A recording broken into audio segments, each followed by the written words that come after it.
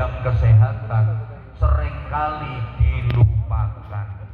Jadi begini, asal kebutuhan spiritual kita tercover dengan baik, asal kebutuhan batiniah dan rohaniah kita tercukupi, dijamin kita nggak bakal sakit-sakitan, dijamin kita akan sehat walafiat.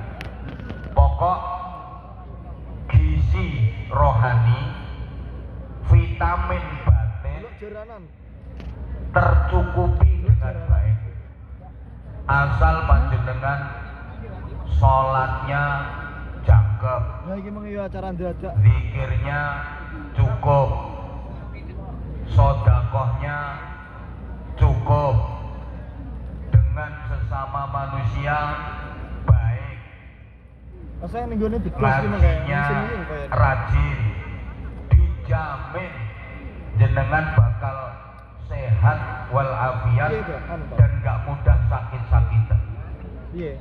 Orang itu punya penyakit apa saja, selama hatinya tidak disembuhkan, selama batinnya tidak diobati lebih dulu, gak bakal bisa sembuh penyakitnya. Allahumma sholli ala Muhammad. Dan itu dibuktikan dengan penelitian di bidang medis. 75% penyakit itu sumbernya dari hati dan pikiran. Penyakit karena keturunan atau genetik itu hanya 10%. Maka kita nggak boleh takut berlebihan dengan penyakit keturunan, apalagi maaf kita mengucilkan, bahasa Inggrisnya ngeceng orang yang disinyalir punya penyakit keturunan, karena itu menularnya hanya 10%. Kadang masyarakat kita itu jahat, ada orang mau besanan bisa batal gara-gara calon besan itu dianggap punya penyakit keturunan. Mbak sampeyan arep ngepek mantu bocah kae to, Mbak? Iya dinone wis dadi, nek iso batalno, Mbak. Iku ngono bapake kencing manis, anake mesti kencing kecut kuwi. Enggak bener, kemungkinan nurun itu cuma 10%.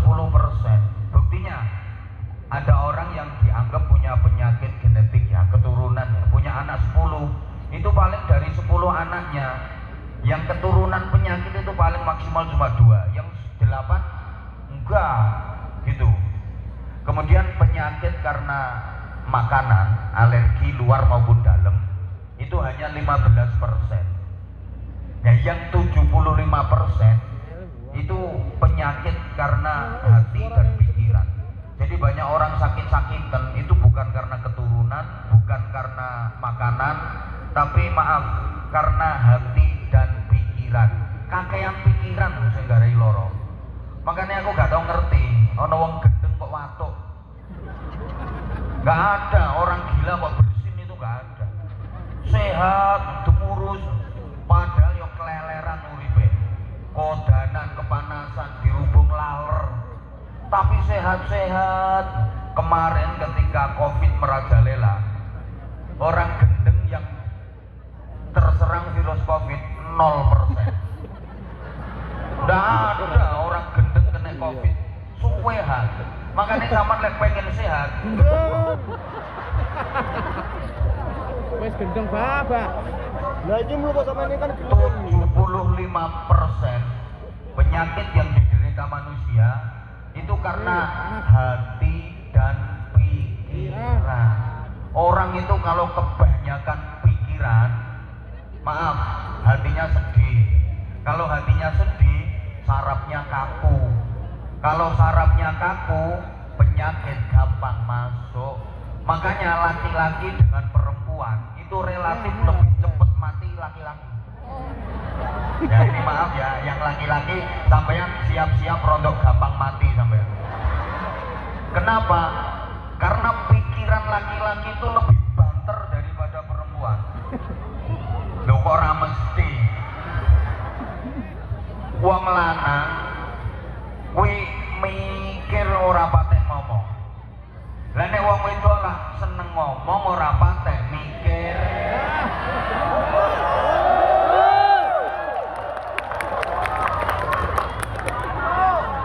Makanya kalau terjadi cekcok suami istri, itu suami juga bilang ke istrinya, mama itu nggak mau mikir, sampai yang udah gak gelem mikir, makanya itu mikir. Saya wedok atau apa? Pancene sampean wong lanang ora ngrasakno dadi wong wedok. Dadi wong wedokku seneng ngomong, gak seneng mikir. Lah nek wong lanang seneng mikir, gak patek. Wong lanang ku lali, nek kakean mikir kuwi garai penyakit. Tapi nek kakean ngomong aman. Gak ono wong kakean ngomong terus garai penyakit, kakean ngomong kok garai penyakit. Iki sing jilbaban sing diletak kabeh. Lah orang kalau kebanyakan pikiran, sarafnya kaku. Kalau sarafnya kaku, penyakit gampang masuk. Sehingga mohon maaf, saya mulai dulu awal-awal ceramah sampai hari ini metode saya adalah metode al-ngawuriyah. Ya, ceramah dengan saya kemas, tapi di humornya itu ada hikmah dan ilmu yang bisa kita ambil. Kenapa? Ya biar kita itu nggak tegang-tegang, biar kita itu sarafnya nggak kaku, dibikin lemes, hidup ini dibikin happy. Allahumma sholli ala Muhammad. Orang kalau sarafnya kaku itu gampang penyakitan. Gulu gak iso diongkek, dengkul gak iso ditekuk, angop gak iso balik. Makanya dokter itu kalau mau nyontek pasien mesti sarafnya dibikin lemes dulu. Orangnya diajak ngobrol, sakit apa mbak? Ini perutnya pak dokter, sambil diisi-isi bokongnya ini. Terus diajak bercanda dulu, dan nikah belum mbak? Udah pak dokter, anaknya berapa? 4 pak dokter. Loh kok banyak? Iya, cus. Jadi dokter mau ngecus itu nunggu pasiennya hihihi. Karena kalau ketawa, hatinya gembira, sarafnya kendung. Lek saraf kendung, bokongnya empuk. Lek bokong empuk dicubus enak. Obat masuk roto dadi tombo. Lah orang kalau nyambut betul itu sarafnya kaku. Kalau sarafnya kaku, bokongnya atos. Kalau bokongnya atos, cublesannya alot. Kadang jarumnya sampai bengkok.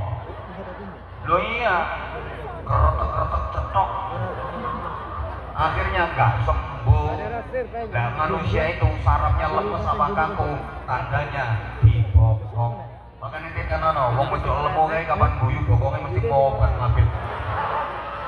Video. Itu sarafnya kendung. Dibonceng sepeda motor iso kocek kabeh. Masalahnya mau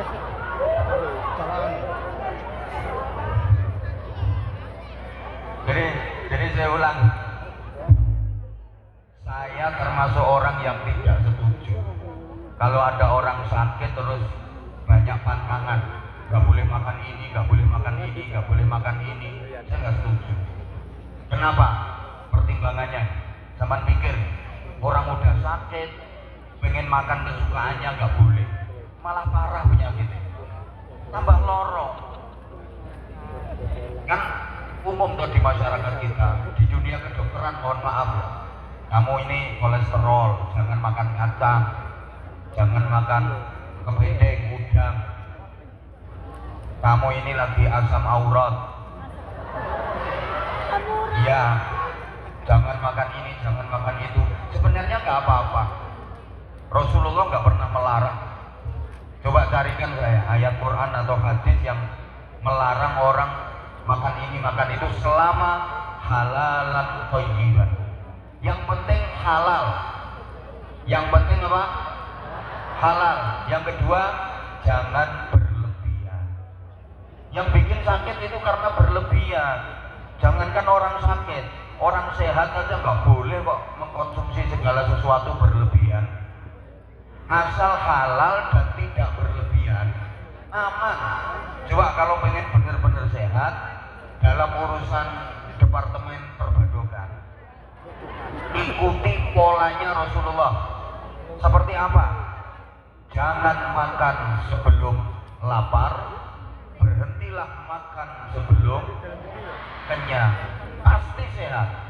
Saya ulang, jangan makan sebelum lapar, berhentilah makan sebelum kenyang. Kita kan juga meskipun nggak lapar makan, sekalinya makan kekenyangan, itu yang bikin kering. Kadang-kadang saya kasihan, ada Pak Sutri ya, pasangan suami istri udah agak sepuh, datang di acara pesta, makan itu prasmanan, ambil sendiri, semua menu lengkap disediakan. Nah ini si suami udah agak sepuh, katanya sakit ini sakit itu, mau ngambil makanan itu dibentai terus sama istrinya. Mau ngambil soto ditampel, ojo kuwi, pengen kumat penyakitmu, nanti mau nyiduk kikil yo ditampel meneh, kikil yo ora oleh. Terus no, nek pengen cepet mati, ganti rawon yo ditampel meneh. Diomongi gak oleh kok, mangan-mangan terus no, orang ngurusi. Akhirnya si suaminya tinggal delongap dari urip makane tok wis bubuk. Hingga ini suami kena kolesterol, asam urat, macam-macam, bukan karena foto, bukan karena kikil, bukan karena rawon, ya tapi karena jengkel sama istrinya itu yang bikin dia sakit. Nggak usah dibatasi, apalagi udah sepuh. Wong sepuh makan enak, tinggal jarang-jarang kok. Makanya bahasa Jawanya gerang, segerek arek arang-arang. Pengen ini nggak boleh, pengen ini nggak boleh, kasihan. Sebenarnya nggak apa-apa, yang penting satu halalan thayyiban. Yang kedua tidak berlebihan, dan yang ketiga habis makan nggak usah diperiksakan. Garai konangan kok, garai konangan. Allahumma sholli ala Muhammad, Allahumma sholli ala Muhammad. Nah, oke, maksudnya gini, ayo hidup ini kita jalani dengan optimis, kita jalani dengan happy, kita jalani dengan senang. Nggak usah dibikin ribet. Hidup ini nggak boleh susah sama Allah. La takhaf wa la tahzan. Kamu nggak usah takut berlebihan, kamu jangan sedih. Disuruh seneng, disuruh gembira. Seneng itu hukumnya wajib, bahagia itu hukumnya wajib. Sampai setiap azan dikumandangkan hayya 'alal falah, ayo bahagia. Jadi nggak boleh susah, nggak boleh sedih. Jadi kalau orang-orang ada prinsip hidup ini ada dua, ada susah ada senang, saya nggak setuju. Memang hidup ini ada dua. Apa itu? Senang sama senang banget. Setuju nggak kira-kira? Setuju. Buka semangat toh. Setuju. Jadi hidup ini adanya dua, bukan senang sama susah, tapi senang sama senang banget. Ana 'inda dhanni 'abdi bi.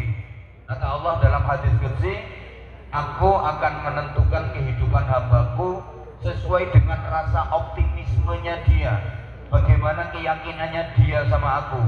Kalau dia optimis, yakin tak bikin bahagia, bahagialah hidupnya. Tapi kalau dia pesimis, dia kecil hati, ya dia akan mengalami nasib kehidupan yang seperti itu. Maka para jamaah yang saya hormati rahimakumullah, jangan pernah ada kebencian di antara kita, jangan pernah ada dendam, jangan pernah ada permusuhan. Diupayakan hati kita itu yang bersih. Karena begini ya, orang punya masalah dengan teman, dengan saudara, terus dia marah, disimpan di hati, dendam, getem, mangkel, lama gak waras-waras. Ada apa enggak? Yang punya watak kayak gitu ada apa enggak? Biasanya laki-laki apa perempuan? Uangnya teko. Kayaknya sekarang orangnya pakai jilbab warna coklat. Denger ya, jilbab coklat. Sampean lek punya masalah sama siapapun, terus atine sampean loro, mangkel, getem, disimpen ning ati, itu resikonya kalau nggak jantung ya kanker. Denger, jilbab coklat. Oh kadang getem, mangkel, dendam sampai bertahun-tahun nih loh. Tenono ngata hitung turunan. Allah ya Karim. Awas, itu resikonya kalau nggak jantung kanker. Nah kalau sekalian dibrol nih, wongnya dilabrak, nah itu mesisan, resikonya cuma stroke. Kira-kira pilih yang mana? Kira-kira pilih yang mana? Nah kalau nggak milih ya maafkan, jadilah pemaaf, jangan jadi pendendam. Orang itu kalau pendendam, apalagi hobinya koleksi musuh, hidupnya nggak bakal sehat dan nggak bakal selamat dunia akhirat. Karena salah satu tanda ahli surga itu adalah wal afina 'anin nas, mudah memaafkan kesalahan orang lain. Masa sih cuma gara-gara beda pilihan capres sama cawapres terus nggak rukun? Ada apa enggak? Katrok itu namanya. Coba nggak boleh. Halo, halo. Jangan sampai dalam hidup kita punya prinsip tiada maaf bagimu. Dagio godhong moh nyuwek, dagio banyu moh nyawuk, dagio penyakit moh nyuwuk. Tapi berprinsiplah yang lalu biarlah. Itu loh. Orang kalau pemaaf itu hidupnya mesti enak. Karena gini ya, dulur nggak dimaafkan itu bisa jadi musuh. Tapi musuh dimaafkan jadi saudara. Makanya kadang sampai ono omongan gini, ayo mbak aku yo duduk dulur tapi yo ngalah-ngalahi dulur. Walaupun bukan saudara tapi ngalah-ngalahi saudara.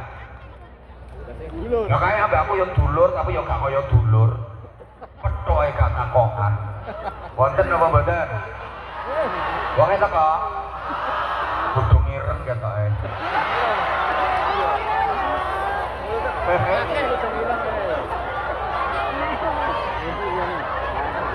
Dah, maka subhanallah, jujur hari ini berkumpul bersilaturahim ribuan saudara.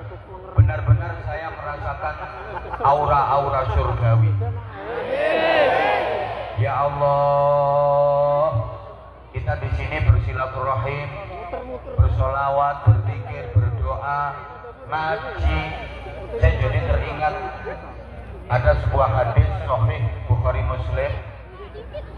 Inna lillahi ta'ala malaikatan. Sesungguhnya Allah itu punya malaikat sayyarin yang ditugasi keliling bumi. Bahasa Inggrisnya the ngelencer. Jadi ada malaikat yang tugasnya ngelencer. Nyari apa dia? Ternyata mencari majelis taklim, mencari majelis zikir. Setelah didapati, para malaikat pada ngumpul. Jadi kayak gini, ini yang datang di majelis ini, manusianya dengan malaikatnya jauh lebih banyak malaikatnya. Percaya nggak? Kalau orang mukmin pasti percaya, karena itu yang cerita Nabi Muhammad SAW. Ini malaikat yang ikut hadir di majelis ini, subhanallah. Nah setelah mereka menemukan majelis semacam ini, mereka manggil teman-temannya yang masih di langit. Halumu ilayya, kesini kalian, come here. Nek bahasa Taiwannya wah, lai, lai, bongpau na, lai. Sampai sini ya. Akhirnya pada ngumpul semua di sini. datang, ikut ngumpul, kemudian semuanya berdoa untuk kita, semuanya beristighfar memohonkan ampun atas dosa-dosa kita. Nah, kalau yang memohonkan ampun itu malaikat, pasti diijabah oleh Allah. Diampuni dosa itu yang terpenting dalam hidup kita. Dalam pengajian semacam ini, dalam majelis sholawat, majelis zikir, itu yang paling penting itu diampuni dosa-dosa kita. Soal pengajian ceramahnya paham apa nggak paham urusan belakang. Orang paham ya wes, kaya wong guyu melok guyu. Mungkin bar guyu terus takon pikirin, apa gak sih guyu apa? Nggak masalah. Wong wajibmu itu nggak paham kok. Wajibnya datang ke majelis ilmu. Wajibnya ngaji, nggak wajib paham. Terus kalau dosa-dosa sudah diampuni, hati kita bersih, dosa kita bersih, kita jadi dekat sama Allah. Kalau udah dekat sama Allah, jaluk sanjaluk mesti dituruti karo Gusti Allah. Lek wis parek nang Gusti Allah, donga sak donga diijabahi Gusti Allah. Makanya ini rahasianya. Kenapa maaf kiai-kiai sepuh itu dongane kok mandi. Walaupun kadang-kadang tak fasih. Wong donga iki trimo, Allahumma inna nasaluka salamatan fiddin wa ngafiyatan fil jasadi wa ziyadatan fil ilmi wa barokatan fil rezeki. Robbana atina fid dunya hasanah wa fil akhirati hasanah wa qina adzabannar. Sijine ustaz klinis fasih luar biasa. Robbana atina fid dunya hasanah wa fil akhirati hasanah wa qina. Elemenya kopi nanti nilai-nilai meritini. Ayyuhuma aqbalu indallah. Mana dari keduanya yang lebih diterima oleh Allah? Jawabannya bukan afsahuhuma, bukan mana yang lebih fasih dari keduanya, enggak, tapi awsaluhuma bi ruhihi ilallah. Mana yang rohnya lebih nyambung ke Allah, mana yang lebih bersih dari dosa, mana yang lebih bersih hatinya, itu yang diijabah oleh Allah. Sehingga doa yang dibaca bisa sama, tapi kekuatannya berbeda. Kenapa? Karena lesan yang membaca berbeda. Ingat gak? Rasulullah waktu hijrah di tengah perjalanan dihadang oleh rampok namanya Suraqah dengan pedang dan pasukan berkuda. Rasulullah nggak bawa senjata, dihadang sama Suraqah, ditodong pakai pedang di leher beliau. Ya Muhammad, man a'anak, hai Muhammad, kalau udah kayak gini, siapa yang akan menolongmu? Nabi menjawab, tirukan sama-sama, Allah bareng. Allah. Sekali lagi. Allah. Sekali lagi yang ikhlas. Allah. Mendengar Allah yang keluar dari lisan Rasulullah, pedang Suraqah jatuh, Suraqah pingsan, bahasa Inggrisnya the kelenger. Hampir 1 jam gak sadarkan diri, megap-megap karena mendengar Allah yang keluar dari lisannya Rasulullah. Ayo coba sampean mas, aman lagi jalan ditodong orang pakai pisau di perut sampean. Ayo siapa yang akan menolongmu? Jawaban Allah. Insya Allah amblesnya malah jeruk.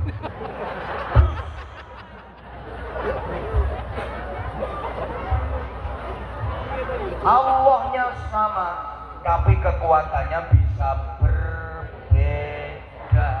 Gitu loh.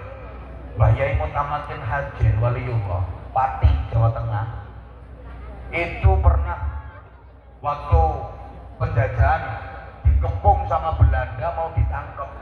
Udah ke pojok di rimbunan pepohonan, dikepung. Udah nggak ada jalan mau kemana-mana. Belanda tinggal nangkep aja. Ini Mbah Yai Mutamakin baca ayat, waj'alna min baini aydihim saddan wa min khalfihim saddan fa'aghshaynahum fahum la yubsirun. Lep, hilang. Belanda nggak bisa nangkep. Ini tak ijazahkan ke santri-santri saya, anak-anak yang di pondok. Kalau ada masalah baca ayat ini, pemeriksaan aman. Diamalno. Pernah dia naik sepeda motor di jalan raya pas ada razia polisi. Dia nggak pakai helm. Itu banyak yang ketilang. Dia nyantai punya ayat waja'alna min baina aydihim saddan wa min khalfihim saddan fa'ushaynahu wa hum la yubsirun. Lewat alhamdulillah prit ketilang. Waja'alnanya sama tapi kekuatannya bisa berbeda. Gitu loh. Makanya orang dulu itu kalau nolak hujan itu nggak usah pakai ayat aneh-aneh, doa aneh-aneh. Dungane iki Jawa nyel. Langit ora sida udan. Udana mek sakuyuh jaran. La ilaha illallah Muhammadur Rasulullah. Terang kok udane. Saya pernah pengajian tengah-tengah pengajian, tengah-tengah ceramah, jamaah yang wis enak-enak duduk terus kayak gini. Nah, karena hujan pada berdiri mau buyar. Aku, ojo bubar. Tenang. Yang bikin hujan Allah, yang bikin terang Allah. Kita berdoa minta kepada Allah, mesti terang. Aku bungoe gak perkara apa-apa. Aku fokus dengan diri. Yang lain buyar aku ceramah sendirian kan juga lucu. Akhirnya berhenti semua, tak baca Fatihah, tablet 3 kali, baca sholawat. Alhamdulillah. Yes. Terang weh. Ada itu di videonya, ada itu di Anza Channel itu ada.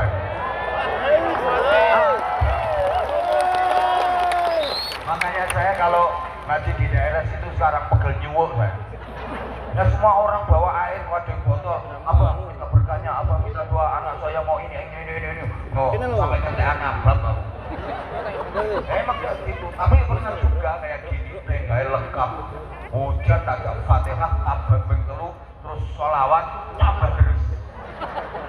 Akhirnya aku lagi ngaji di daerah kono suwuku gak payu blas. Karena masyarakat kita itu memang kayak gitu. Doanya sama, tapi kekuatannya berbeda. Karena apa? Hayatun ruhaniyahnya yang tidak sama.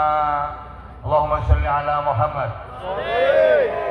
Allahumma sholli ala Muhammad. Ya mohon maaf, tongkatnya Bayi Khalil Bangkalan itu diserahkan ke Mbah Hasyim Asy'ari, perakaranya Mbah Ash'ad Syamsul Arifin Situbondo. Itu jadi NU, organisasi terbesar di dunia, organisasi keagamaan dan kemasyarakatan terbesar di dunia, diilhami dari tongkatnya Bayi Khalil Bangkalan. Ayo coba, tongkatnya Nabi Musa, ayo pukulkan ke Laut Merah, jebret, terbelah, dilempar ke lapangan, jadi ulo gede, keloket-keloket, menguntal,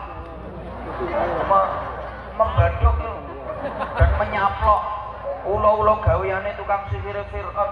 Itu yang hebat bukan tongkatnya, tapi yang pegang tongkat siapa? Nabi Musanya yang hebat. Loh, misalnya yang pegang tongkatnya Nabi Musa itu kok bisa ora hafal kunut kuwi. Aku seeling memang boleh. Nah itu yang gak hafal kunut itu. Nah, dilempar ke lapangan, ya tongkatnya diem, yang keloket-keloket malah tongkatnya dia. Tegel tongkatnya. Sehingga dalam bahasa sederhana saya, apa di tangan siapa bisa jadi berbeda di dalam fungsi apa karena siapa. Ya orang ngerti nih, wong pokok ini orang ngerti. Apa di tangan siapa bisa jadi berbeda di dalam fungsi apa karena siapa. Loh, tongkat di tangan Nabi Musa dengan tongkat itu di tangan sing hafal kunut kuwi. Fungsi dan kekuatannya bisa jadi berbeda. Allahumma sholli ala Muhammad. Allahumma sholli ala Muhammad. Ini saya lanjut ya, fadilahnya ngaji kayak gini. Makanya saya salut 29 tahun FKKB WIT. Oh, singkatan kok akeh banget. Ini kan awang-awang cerdas yo angel ngapal ngono ngene. FKKB WIT. Singkatannya dawa-dawa. Ini supaya lebih semangat terus ngajinya, di samping dosa-dosanya diampuni oleh Allah, dan itu yang terpenting. Halo. Halo. Halo. Sarana termudah masuk surga bagi sampean itu yang ngaji. Karena mohon maaf ya, kalau lihat dapuran-dapuran model kayak gini, potongan-potongan model kayak gini, mau masuk surga lewat jalur tahajud gak mungkin. Wajahmu ini wajah buruk, gak mungkin lah lek potonganmu kepengin mlebu swarga lewat jalur tahajud, gak mungkin. Gak mungkin. Ini yang potongan sebelah kan. Yang sebelah sini mau masuk surga lewat jalur puasa terus kayaknya berat dong, lemu-lemune ngono. Wong nek ahli poso ya ora kok gembrot-gembrot ngene iki. Eman wayu brot. Sampean yang sebelah sini yang cantik-cantik ini. Tapi pekok. Ajur. Mau masuk surga lewat jalur haji, potonganmu abot. Abot. Wong duitmu sering mbok kirimno gendaanmu sing nang Korea kuwi.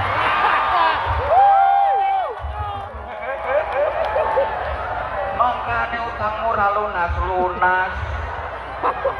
Eling sampean budal rene iku bondo utangan. Duit diambur-amburno kena lanangan. Enggak, tapi yang sebelah depan ini enggak. Apalagi yang bawa bando Abah Hansa enggak mungkin.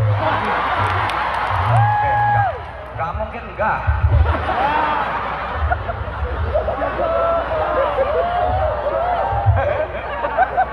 Nah, terus yang paling mudah, sarana termudah masuk surga ya lewat jalur thalabul ilmi dengan jaminan man salaka thariqan yaltamisu fihi ilman sahalallahu lahu thariqan ilal jannah.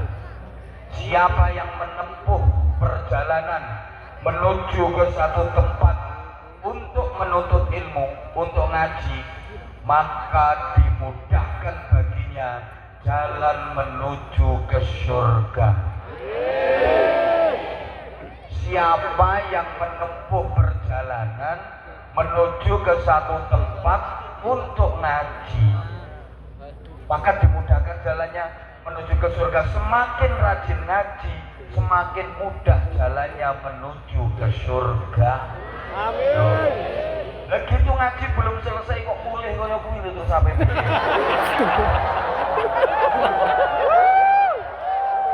Lah itu berarti kan dia mencari jalan lain. Yo, tangga wae. Oh mau pindah tempat, ya udah. Aku takutnya itu menghindari infak. Karena biasanya pertengahan kan mesti ada infak keliling. Terlebih ini. Oh sudah. Hah? Yang kedua yang belum.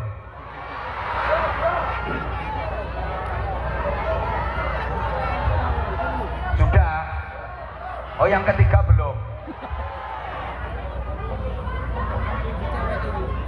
Sudah 2 kali. Loh, udah 2 kali kok. Ya udah. Hah?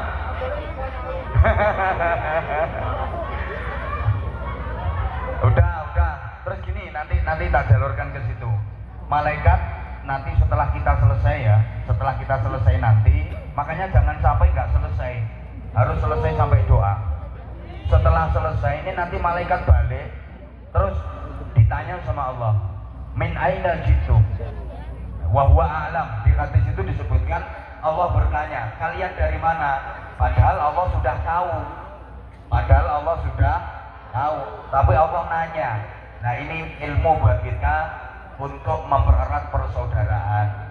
Kalau ketemu sama saudara itu nyapa, nanya, bertegur sapa, senyum. Itu loh, contongmu itu loh bunyikan. Nggak tahu contong ya? Bahasa Inggrisnya the congor. Itu jangan bertutut aja, nanya. Mbok gak dikatekno kok. Kayak misalnya sampean tahu kalau teman sampean mau ke pasar, itu sunahnya nanya, "Mbak, ke pasar, Mbak?" Yang ditanya, "Oh iya," gitu. Loh, ngono kuwi sudah tahu nanya. Kadang-kadang macam tik ditekoki gregene. Mbak ke pasar, Mbak. Mbak nang kuburan. Wis ngerti nek pakaiane ngene iki ning pasar. Itu etikanya tetap nanya. Allahumma sholli ala Muhammad. Allahumma sholli ala Muhammad. Nah, wong pinter-pinter kae yang ngono. Pernah lihat upacara bendera enggak? Pernah lihat upacara enggak? Nah itu inspektur upacara sama komandan upacara itu kan udah sama-sama ngerti kalau pasukannya udah siap mengikuti upacara. Menunggu komandannya yo lapor. Upacara siap dilaksanakan. Loh, inspektur yang janai kok laksanakan. Padahal sudah masa ada inspektur dilapori kok lapor upacara siap dilaksanakan. Wis ngerti. Yo ndak yo laksanakan. Padahal udah sama-sama tahu. Maka Allah nanya, "Hai para malaikat, kalian dari mana?" Akhirnya mereka jawab, "Dari Tainan." Nek taman apa gitu? Oh, taman Tainan. Terus Allah nanya lagi, "Lo ngapain ke sana?" "Oh, di sana banyak orang ngumpul ya Allah." Banyak banget. Banget. Laki perempuan, ada yang lemu, ada yang kuru. Banyak. Malah yang perempuan itu ada yang lipstiknya itu kekandelen. Ada yang alisnya dijabuti terus diganti selange sepeda motor. Ada yang giginya dipageri.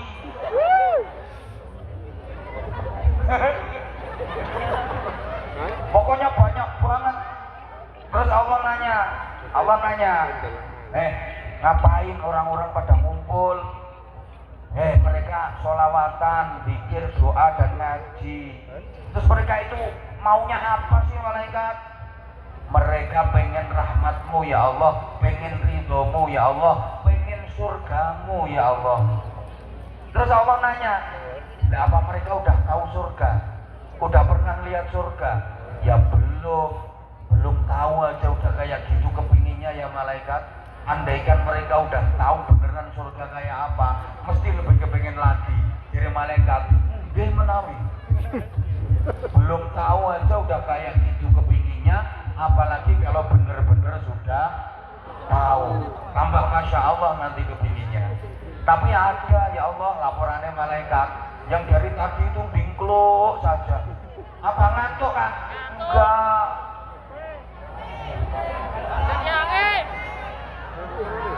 Punya masalah. Masalahnya apa?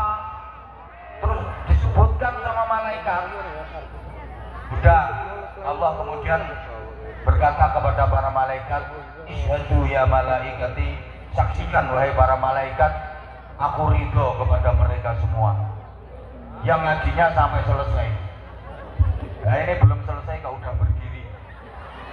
Saksikan wahai para malaikat,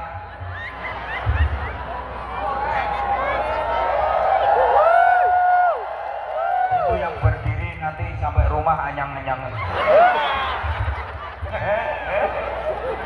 Terus duduk lagi. Halo. Saksikanlah wahai para malaikat. Nah, dia lari-lari kecil. Rupanya agak kebelet. Semua yang hadir di majelis itu aku ampuni dosa-dosanya. Ini sarana bagi kita untuk mendekat kepada Allah. Gini loh, para jamaah yang saya hormati rahimakumullah, pentingnya kita mengakseskan diri kita kepada Allah Subhanahu wa ta'ala. Ini dilanjut apa enggak ini? Iya, ada yang pulang 1-2 ya wajar karena dia ikut orang. Tadi udah janjian sama majikannya, kamu tak kasih libur tapi jam sekian harus sudah nyampe rumah. Saya tahu ya. Nah, itu orangnya yang keplok-keplok ya. Dia dalangnya udah. Maka sampean ini beruntung banyak loh saudara-saudara sampean yang sebenarnya pengen hadir di majelis ini tapi gak dikasih izin sama majikannya. Banyak banget itu kemarin saya baca di komen-komen itu, waduh abang sayangnya ini kok lagi konien aku ya orang ngerti konien ini opo pokoknya pengen banget datang tapi kok lagi lebaran tadi ya. Masya Allah ya, oke beruntung banget sampean. Jadi ini nanti saya juga nggak bakalan lama-lama. Kan kita belum bagi-bagi sarung, belum apa, saya tak cerita dulu. Dengerin dong. Jalan yang pertama bagi sampean untuk paling gampang masuk surga tadi apa? Sarung gundul. Saya kira tahu bener saya ini. Terus kuno ora hafal. Halo. Halo. Jalan yang pertama tadi apa? Ngaji. Bagus. Bagus. Pokoknya jangan error kayak uteknya cakui. Nah, sekarang jalan yang kedua. Tolong perhatikan. Ada seorang sahabat. Ini dia ngerasa apa ya? Dia ngerasa ibadahnya itu kurang semangat. Pokoknya kalau disuruh rutin tahajud tiap malam nggak kuat. Disuruh puasa terus juga nggak mampu.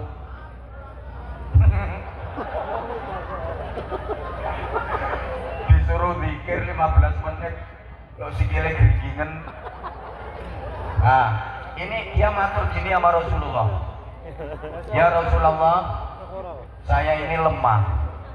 Saya tahu dalam Islam banyak amal-amal yang menghasilkan pahala besar, yang mendatangkan rahmat dan ridha Allah, yang bisa mengantarkan manusianya menuju ke surga.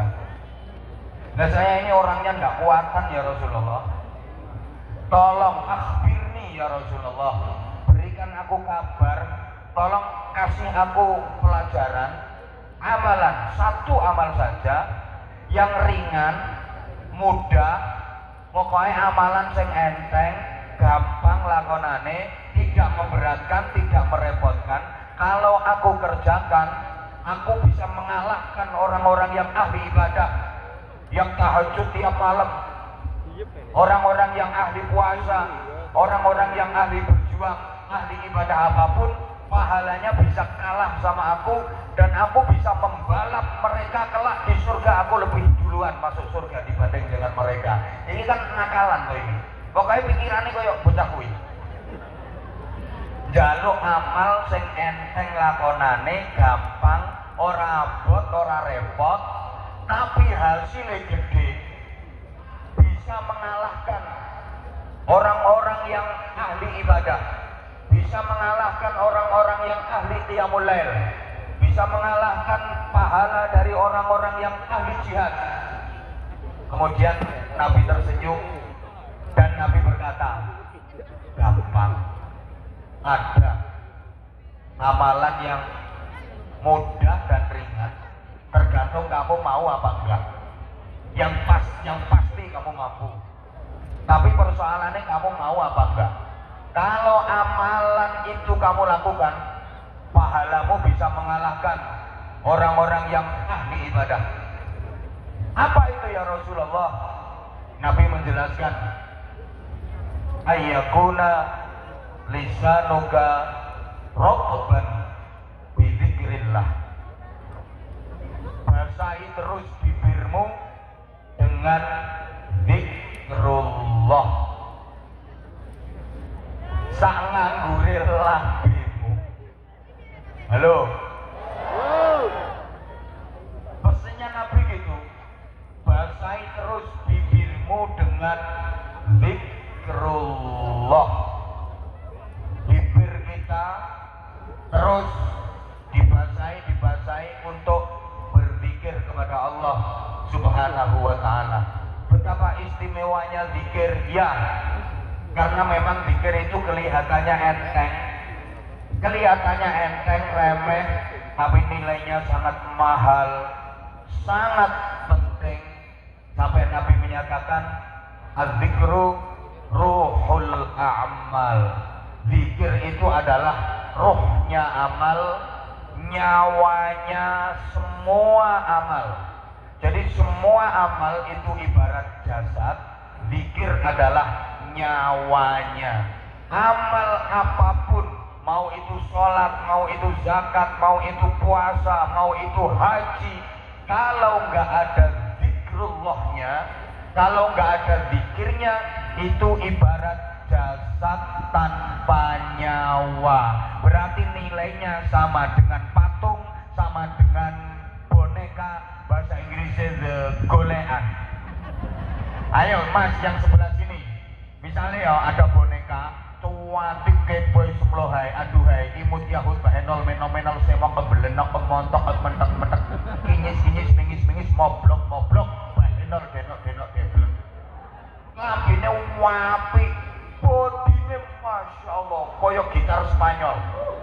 Lekue loro ngene. Berarti nek disuti, wuih wuih. Nek burine kan mek wuih ngene. Nek lekue loro kan wuih wuih. Ngono. Iki jan ngono tenan. Mas, tapi boneka sampean gelem ngenapi. Sing gelem ya sing nafal kunut tok kuwi paling. Ya enggak mau lah, wong enggak ada nyawanya kok. Gini loh, amal apapun kalau nggak ada zikirnya, itu nilainya hanya jasad tanpa nyawa. Maaf, koyo gombal kemlimpro, iki bahasa Jepangnya gombal mogiyo. Nah iya itu kalau nggak ada zikirnya. Coba kalau nggak percaya, rukun Islam ini amalan paling pokok dalam Islam, betul? Allah ya Karim, aku pertentangan kok dengan amalan paling pokok dalam agama Islam itu namanya ya rukun Islam. Ada berapa? Ada berapa? Semua adalah wadahnya zikir. Semua adalah media untuk zikir. Ini saking pentingnya zikir. Kalau nggak percaya, rukun Islam yang 5 itu adalah media untuk berzikir, sarana untuk berzikir, wadahnya zikir. Rukun Islam nomor 1 apa? Syahadat, jelas asyhadu an la ilaha illallah, menyebut tauhidnya Allah. Zikrullah, jelas nyebut ketauhidannya Allah. Zikir wa asyhadu anna Muhammadar Rasulullah, zikir menyebut risalahnya Nabi Muhammad sallallahu alaihi wasallam. Rukun Islam nomor 2 apa? Salat, jelas wa aqimis sholata lidzikri, dan dirikanlah sholat untuk berzikir kepadaku. Jadi sampean sholat mulai pertama niat bareng takbiratul ihram, Allahu Akbar, kemudian tul jadi tuli guling gendut sub jendit sampai terakhir gobek-gobek.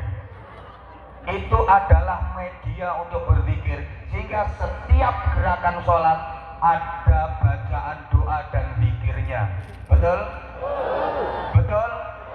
Maka apapun yang menghalangi kita dari mengingat Allah selama sholat harus kita hilangkan.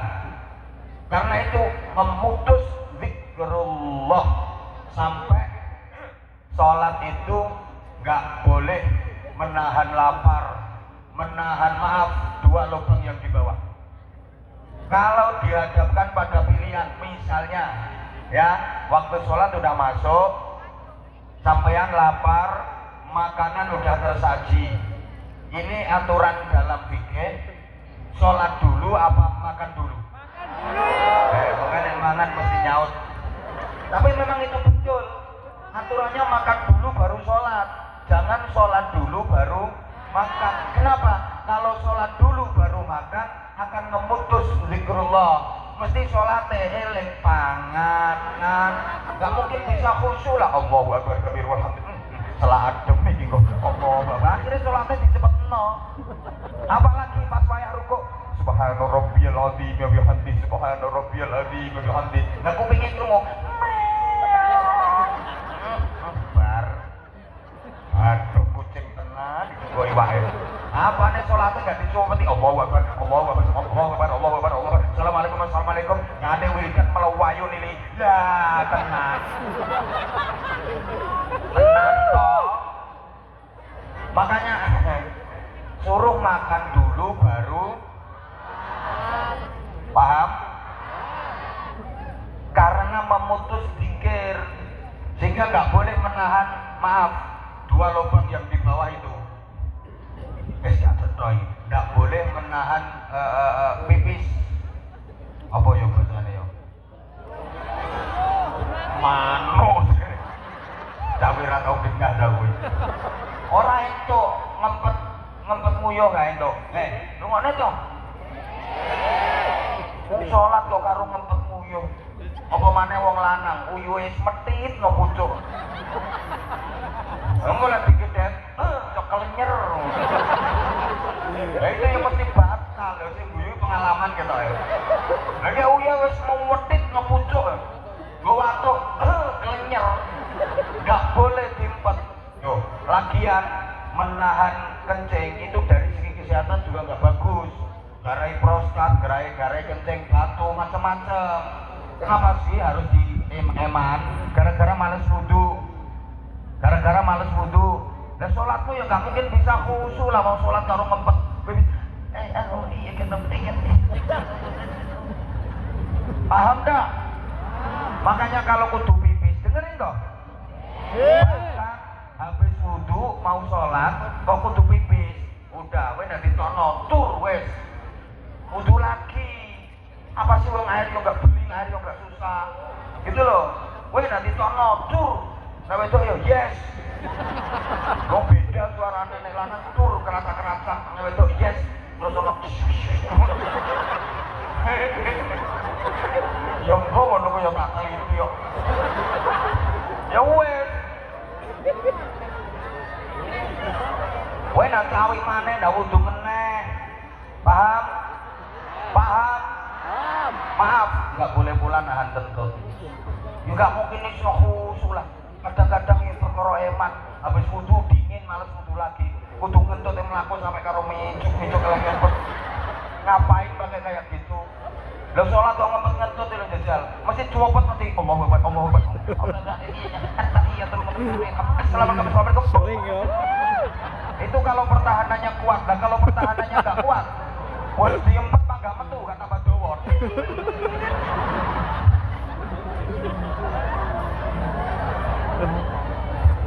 Ya nggak mungkin itu khusyuk. Nah ini kenapa? Karena menghalangi kita dari zikrullah. Allahumma sholli ala Muhammad. Rukun Islam yang ketiga apa? Zakat. Di mana nilai zikirnya? Coba orang mau ngeluarin duit, mau ngeluarin sembako macam-macam, padahal nyarinya susah loh. Susah nggak nyarinya?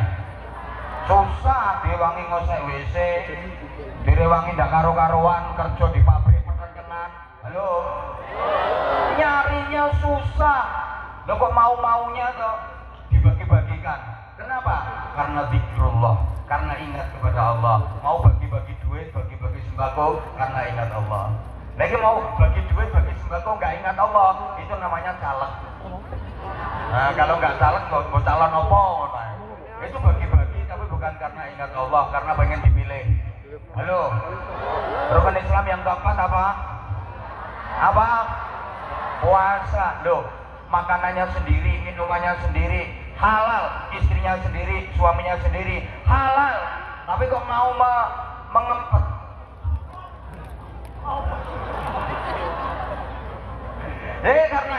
Karena ingat sama yang punya aturan, yaitu Allah Subhanahu. Coba rukun Islam yang kelima, haji. Oh jelas media untuk zikir, seluruh pakaian dilepas, semua atribut ditanggalkan, jabatan, kedudukan, apapun dilepas. Kalau udah membaca talbiyah, benar-benar fokus, bersimpuh di hadapan Allah Subhanahu wa Ta'ala, menyatakan diri dengan tulus. Aku penuhi panggilanmu ya Allah, aku menghadapmu dengan membawa dosa-dosa, aku penuhi panggilanmu ya Allah. Labbaik Allahumma labbaik. Ayo coba yang mau ikut membacakan, saya doakan mudah-mudahan bisa ke sana. Ke sana nanti wong tanganku merono kok. Lah iya, harusnya kan ke sana toh. Lah aku rono kok mbok amini. Rono kok. Oh bener ya Rono ya. Segoro. Ya Allah. Pokoknya mudah-mudahan yang mau ikut baca talbiyah ini dimudahkan Allah untuk ziarah Haramain Makkah Madinah. Mudah-mudahan dimudahkan Allah untuk bisa menjalankan ibadah umrah. lancar rezekine, gampang urusane, gampang golek utangan. Sing koma sing diutangi lali ora nagih. Kok seneng kae. Hah? Coba kalau udah baca bareng ya. Labbaik Allahumma labbaik. Labbaik Allahumma labbaik. Labbaik la syarika laka labbaik. Labbaik la syarika laka labbaik. Innal hamda wan ni'mata laka wal mulk la syarika lak. Mas yang pakai mic enggak usah mas, yang lain suaranya enggak terdengar. Oh belum, kandani. Coba yang ikhlas ya. Yang ikhlas, mudah-mudahan kita, orang tua kita, keluarga kita diizinkan Allah, dimudahkan Allah untuk bisa ziarah Haramain, ziarah Makam. Ini sementara bayangkan dulu, gambarkan dulu, bayangkan dulu, yakinkan bahwa penjenengan pasti akan bisa mengitari Ka'bah yang mulia itu, bertawaf. Panjenengan pasti akan bisa bersa'i antara Safa dan Marwah. Bayangkan panjenengan pasti akan bisa bersimpuh di hadapan Rasulullah Shallallahu Alaihi Wasallam. Labbaik Allahumma labbaik. Labbaik Allahumma labbaik. Labbaik la syarika laka labbaik. Labbaik la syarika laka labbaik. Innal hamda wan ni'mata laka wal mulk la syarika lak. Sekali lagi, labbaik Allahumma labbaik. Labbaik la syarika laka labbaik. Innal hamda wan ni'mata laka wal mulk la syarika lak. Mudah kalau udah membaca itu, terlebih di depan Ka'bah, perasaan kayak enggak di alam dunia. Demi Allah, sejahat-jahatnya orang, sekeras-kerasnya hati, kalau udah berada di tanah suci, terlebih di pelataran Ka'bah, itu rasanya sudah kayak nggak lagi berada di alam dunia. Wah, itu betul-betul media zikir yang sungguh sangat luar biasa.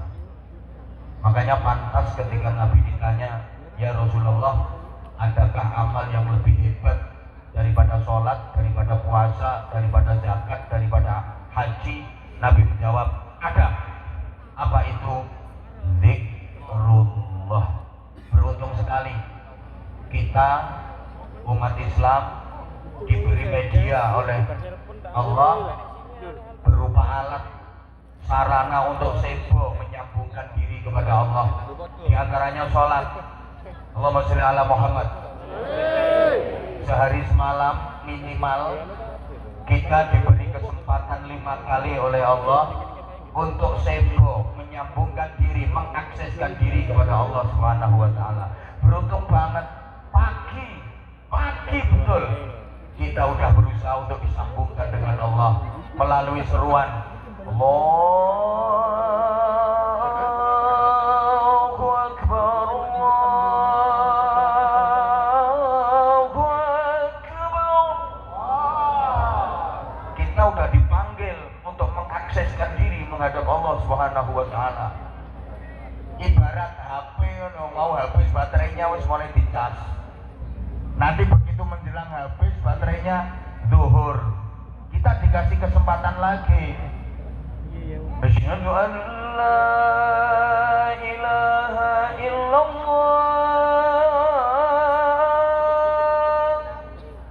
Ngecas meneh ora api ora laris lambemu. Asar ngecas maneh, maghrib ngecas maneh, isya ngecas maneh. Maka walaupun nanti sampeyan sudah mati, Ketoke sing klambi putih wis dilokas. Sing rapal kunut itu lho. Selama waktu di dunia ini sering mengakseskan hidup kepada Allah yang Maha Hidup, maka walaupun kamu nanti sudah mati, tapi hakikatnya kamu akan terus hidup. Maka orang baik itu usianya lebih panjang daripada umurnya. Orang baik itu hidupnya lebih panjang daripada umurnya. Walaupun zahirnya sudah mati, tapi hakikatnya tetap hidup. Contohnya para aulia, para walinya Allah, para kekasih Allah.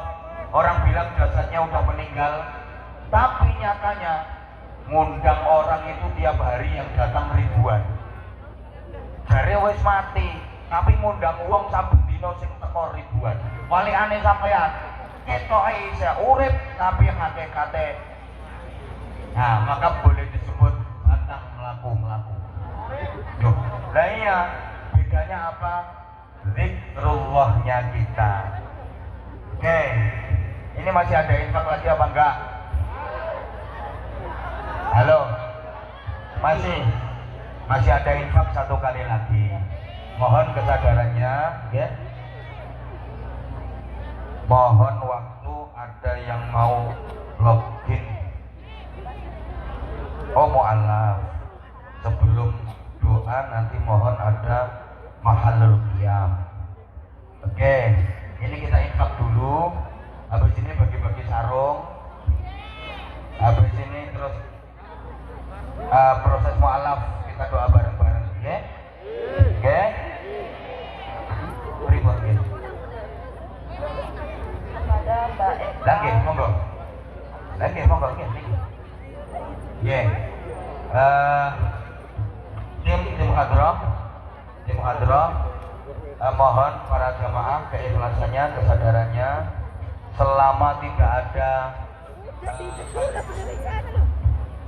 tidak ada hajat yang betul-betul darurat, mohon dengan hormat untuk mengikuti acara ini sampai selesai.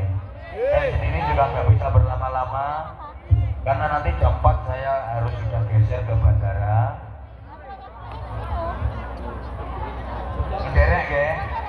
Ya, saya nanti karena insya Allah dari Taiwan ini besok tanggal 12 dan 13 2 hari berturut-turut saya ngaji di Hongkong. Jadi ini nggak pulang tapi langsung sambung ke Hongkong. Mohon doanya nggih. Mohon doanya nggih. Ayo monggo disiapkan infak terbaiknya. Monggo panitia jamaah keikhlasan panjenengan ini juga merupakan bagian dari sarana untuk mengakseskan diri kepada Allah, sekaligus sarana paling mudah bagi kita untuk menuju surga Allah. Sampai tadi ngaji, yang kedua zikrullah, yang ketiga adalah sedekah. Karena sedekah itu as-shadaqatu tadfa'ul bala, sedekah itu menolak bala. Di antara bala terbesar adalah masuk neraka. Maka bala bencana yang berupa masuk neraka bisa tertolak dengan kita bersedekah. Insya Allah diselamatkan dan dibebaskan dari api neraka. Allahumma sholli ala Muhammad. Allahumma sholli ala Muhammad. Ayo sambil kita sama-sama baca sholawat asbil. Mudah-mudahan negara kita diberikan aman. Mudah-mudahan kita semua yang di sini, panjenengan semua diberikan aman, selamat dalam bekerja, dalam menjalankan aktivitas. Kemudian hasil dan rezeki yang didapat benar-benar manfaat dan barokah. Allahumma sholli ala Muhammad. Sama-sama. Allahumma sholli ala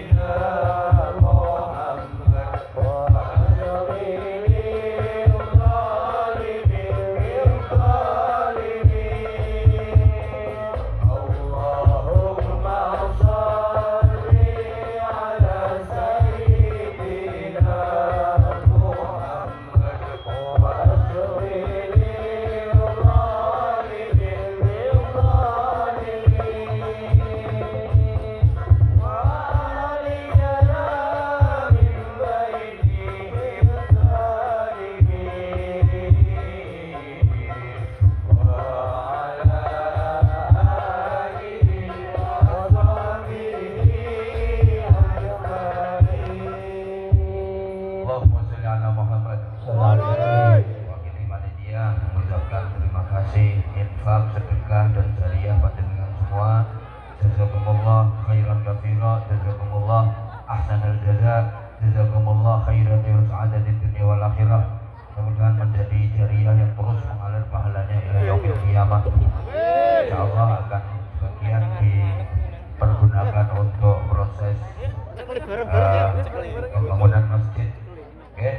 Sekaligus sekarang mohon keikhlasan panjenengan semua untuk isyhad menjadi saksi dan mendoakan saudara kita yang mendapatkan hidayah dari Allah Subhanahu wa taala. Beliau ingin memeluk agama Islam, menjadi saudara kita dalam akidah, saudara kita dalam iman. Sekaligus mohon didoakan mudah-mudahan bisa istiqomah. Amin. Mudah-mudahan bisa istiqomah. Mohon ikut disaksikan ya. Dengan ikut menyaksikan bagaimana saudara kita ini akan memeluk agama Islam dan otomatis secara bertahap sanggup menjalankan ajaran-ajaran agama Islam dengan konsisten. Oke, monggo mikir. Mohon ya. Sinyalis angin. Monggo agak maju. Sinyalis jos. Oke. Kula tengi. Ya kenalan dulu dong, masa nggak kenalan dulu. Kenalan dulu kan? Kenalan dulu. Jawi ya. Asli Jawi. Jawi ini putih. Banyuwangi. Oh Banyuwangi. Banyuwangi kecamatan putih. Purwoharjo Cilerabu. Purwoharjo Cilerabu. Namanya sinten? Eko Wedayanti. Eko Wedayanti. Saking Banyuwangi. Namun kamu untuk Taiwan. Antos awak.